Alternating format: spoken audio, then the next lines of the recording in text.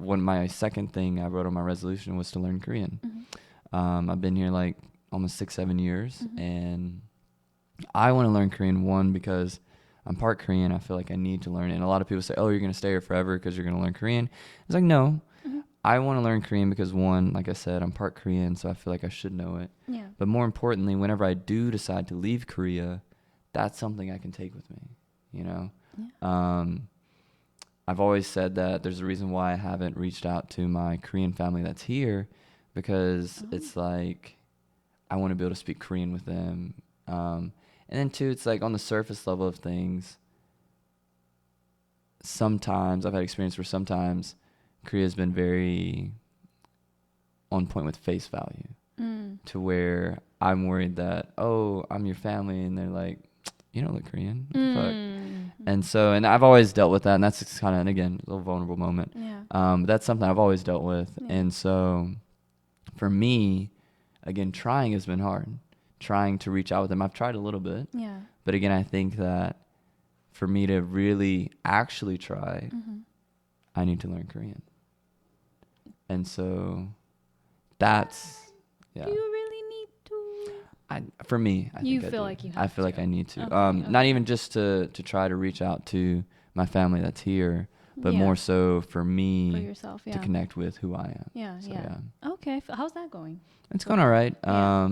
Currently doing the KIIP program for anybody that's in there that's going through the struggle, you know. But it's been good. I've learned a lot. It's the biggest thing is the confidence, and again, the confidence comes with trying and stuff like that. Obviously, I'm better at listening. I'm actually pretty good at writing, and I get the grammar. But when it comes to pulling Making and the just like sentences. boom, boom on the spot. That's interesting. I'm literally the opposite of you. Yeah. Grammar, what is that? When I speak, out the door. I always throw it out. make the joke. Yeah. I always make the joke because I have like a bunch of people on my run, because my runs are mixed. You know, we have international, we have plenty of different cultures there, but there are Koreans there, there are people from America. I think recently we had someone from Russia or Kazakhstan or somewhere like that. Okay. But again, it's like it's open to everybody. Yeah. And I think some of my friends are like, oh, they're talking to one of my other friends. He's like, oh, your Korean's so good. I was like, he has a Korean girlfriend. It's just like, and like anytime he's like, yo, man, come on. I was like, dude, you know it's true. And the other thing, She's helping you with that. Yeah. And then he was like, I was like, dude, I bet you've been to Lotte World. You've been to all these other places. And I was like, he's like, yeah, I have, man. Why? He says like, because you got a Korean girlfriend. She's out there holding your hand and taking It's you like to these because it's places. like a couple thing, you know. Yeah, It's like, and yeah. so it's just funny. He's like, you're right. Yeah. Facts. It is. But Yeah. but you know, just all jokes aside, though, I think that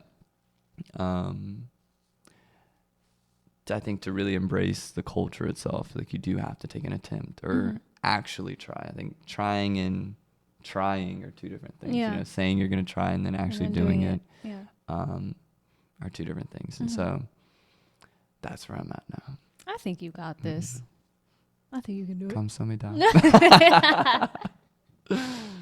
No, your Korean is really hard. I think people don't. I feel like not enough people say how hard Korean is because it's not easy. But you know the funny thing, and I've had some of my Korean friends be like, yo, why do you want to learn Korean? And it's mainly from... Korean Americans or?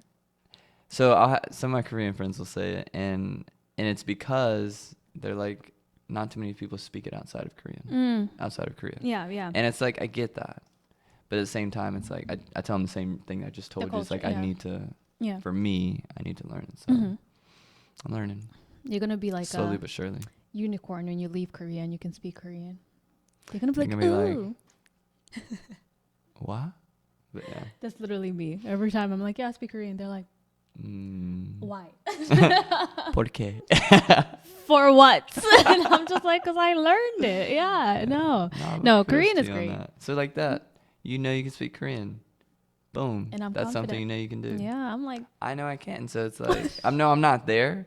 I'm trying. you're getting I'm definitely there. trying. Yeah. But it's like you